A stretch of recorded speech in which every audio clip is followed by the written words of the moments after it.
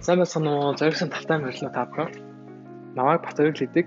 Би зоригсон залуу маллал залуу эрдэмтэн залуусын доктортой ажлыг дэмжих хөтөлбөр зохицуулагчаар ажилладаг.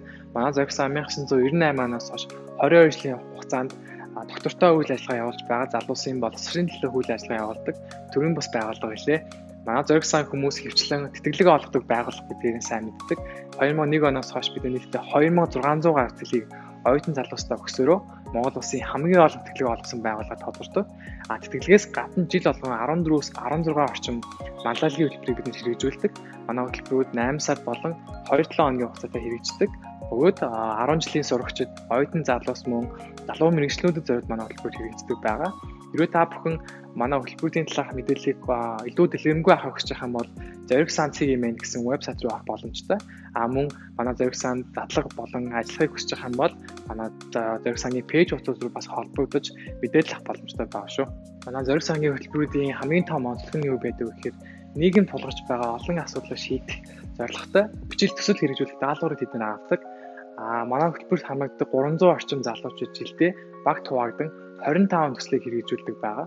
Тухайн төслүүдээс амжилттай болсныг нь дурдах юм бол Улаанбаатар музейгийн дотор заслыг нь сайжруулж тохижуулсан мөн Австрали улсаас 600 тэрэгцийг мөслийн бэрхшээлтэй хүүхдүүдэд авчирсан мөн 5 дугаар сургуулийн зам тээврийн ослох өндөр магадлалтай орчныг бид нэр олон улсын стандарт нийцсэн зам гэрлэн тохиог болгон тохижуул сайжруулсан гэх зэрэг олон төслийг манай залуучууд хэрэгжүүлдэг байгаа. За энэ хэсэгт манай Зоригсонгийн уулзалтын өрөө байгаа. Энэ өрөөг бид нэр яг музей маягаар хадгалж үлдсэн байдаг. Учир нь гэх юм бол Санжаа сүрэнгийн зориг агсны өөрийнх нь усыг гэрлэн гişүн багтаа ашигладаг байсан тавилгуудыг бид нэр одоо энд хадгалдаг. За бүгдээ өрөөлөг аваад үзье. За энд харагдаж байгаа номын тавир болон ширээ тухайд өөрийнх нь ашигладаг байсан яг тавилганууд байгаа. Цаана харагдаж байгаа шатар бол түүний өөрийнх нь тоглодог байсан шатар. Түүний найз нөхөд болон ойр дотныхын хүмүүс эрэхтэй бас шатараар тоглодог хаяа. Энэ харагдаж байгаа хоёр хүн бол манай Америкээс ирсэн сайн дурын ажилтан болон гадагш нар өөрсдийнхөө айлтыг ярилцж байна. Тэгээд энэ мэдчлэн агуулгад хийхээс гадна бид нэр хөтөлбөрийнхөө оролцогчдыг шалгуулахдаа энэхүү өрөөнд ярилцлага авдаг байгаа. Энд харагдаж байгаа хөрөг зураг бол түүний хөрөг зураг мөн хамт өөрийнх нь хэлсэн хамгийн алдартай ажлаар бид нэр өрөөгөө чимдэг байгаа. За энэ хэсэг бол манай Зоригсонгийн үндсэн цайны хэсэг гэж ойлгож байна. Тэгээд бид нэр өглөө ажилдаа ирээд кофе хойно машин дээр чамж уугаад өдрөө эхлүүлдэг. Тэгээд энэ хүү эспрессо машиныг манай 2019 оны YLP болон нийт хөтөлбөрийн төгсөх залуучууд биднээс бэлгэлсэн. Энэ аригчийг манай өнгөрсөн жил орон нутгийн байгууллагчдын маллал хөтөлбөрийн залуучууд бэлгэлсэн байгаа. Тэгээд бид нэр өдрийнхөө цагаар хараа бөөнөрөө энэ жижигэн ширээн дээр цайр цуугаад одоо хөгжилтэй юм ярилцгаагаад өдрийнхөө цагаа угаад цаашаа ажиллаар өчлөж хийдэг байгаа. Сайн байна уу? Намайг Амина гэдэг. Би Зоригсон байгууллагчдын манлайлалын хөтөлбөр болон Австралийн засгийн газрын санхүүжилтээр хэрэгждэг институтийн манлайлалын хөтөлбөрийн зохицуулагчаар ажилладаг. Харин одоогоор манай хөтөлбөрүүдийн төслийн арга хэмжээ болох бэлтгэлийн ажиллаа хийгээд явж байна. Харин манай хөтөлбөрүүдийн дараа жилийн эхлэлт нь манай сангийн бусад хөтөлбөрүүдийн ажиллаар 9 сар захимаар өргөдлөө хүлээн авах байгаа. За одоо би та хэдэд офсоор танилцуулъя.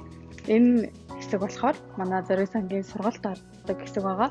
Ковидгүй үед яг энэ хэсгийг бол сургалтын танхим болгоод явдаг байсан. Энэ хоёр самрууд дээр болохоор бид нэр ажлаа төлөвлөхдөө эсвэл brainstorm хийхдээ ер нь ашигладаг. Тэгээ саяхан бас бид нэр Зориг Foundation гэсэн юм цэнхэр өнгөтэй neon light-ыг neon LED-үүд яваас авсан. Манай офисын өнгө төрхийг болон бас гоё болгоод шимж өгсөн байгаа. Тэгээ бид ер нь аягүй таалагдж байгаа. Одоо энэ дээр одоо та хэдэд одоо харж байгаачлан 20,000 дагагчтай болсон байгаа манай Instagram. Манай Instagram-ыг дагдаггүй бол дагаарай. Яагаад гэвэл бид нэр залуучуудад хэрэгтэй мэдээллийг хүргэхийг хичээдэг байгаа шүү. За энэ хэсэг болохоор манай Зоригсонгийн ажиллаа хийдэг хэсэг байгаа. Манай өмнөх ширээнүүд болохоор айгүй том хэмжээний зайдлын ширээнүүд байсан болохоор танхимаар хичээл ордог үед манай офисын зайг улам жижиг болгоод жоохон хүндрэлтэй болгочтой байсан болохоор бид ширээнүүдээс болохоор шийдсэн. Бидний одоо шинэ ширээнүүд болохоор айгүй гоё арай жижиг загвартай, арай гоё цагаан өнгөтэй минимал загварын ширээнүүд байгаа учраас бидний офисын өнгө төрхийг олон гоё чимээд сэргээгээд айгүй гоё болгосон байгаа. Тэгээд бид нарт бас ажиллаа хийхэд айгүй тухтай байгаа. ENC brand нь болохоор компанийнхаа нийгмийн хариуцлагын хүрээнд бидний үйл ажиллагааг дэмжин өгсөн байгаа. Тэгээд энэ ташаанд бас хэлэхэд Янсын байнгын хамт олондоо бас маш их баярлалаа гэж хэлмээр байна.